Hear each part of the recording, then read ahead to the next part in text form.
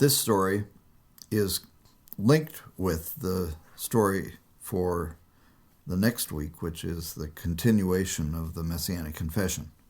I would suggest that you learn the whole story at one time because it is linked so closely together. The verbal threads in this are, who do people say that the Son of Man is? And who do you say that I am?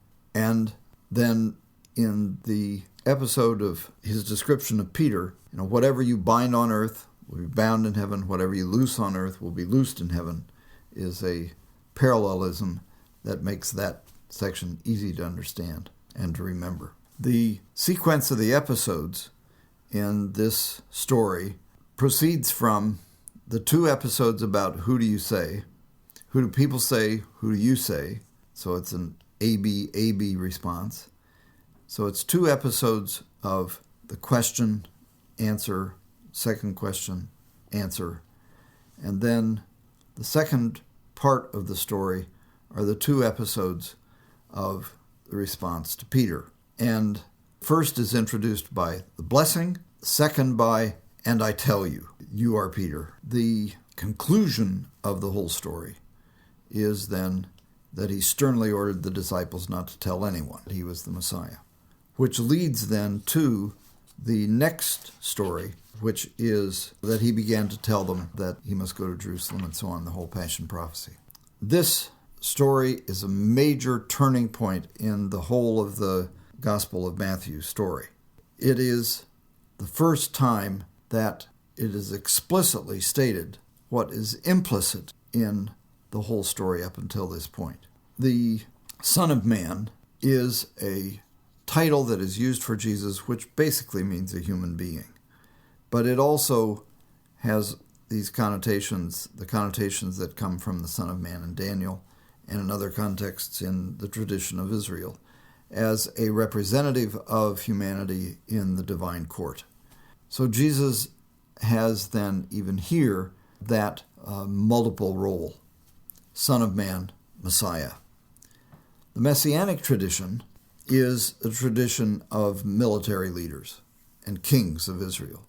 They were the anointed ones. So the stories of Saul and David are in the background of this whole narrative because Matthew then paints his picture of Jesus against the background of Saul and David. And the realization that Jesus is the Messiah also involves then a major reconception of what it means to be the Messiah. And so that's why to tell this as a kind of dawning realization for Peter is an appropriate way of telling the story. The people who, in terms of what they see Jesus as the latest of the prophets. So they identify the prophetic tradition, John the Baptist, Elijah, Jeremiah, one of the prophets. The Messianic tradition is a completely different tradition.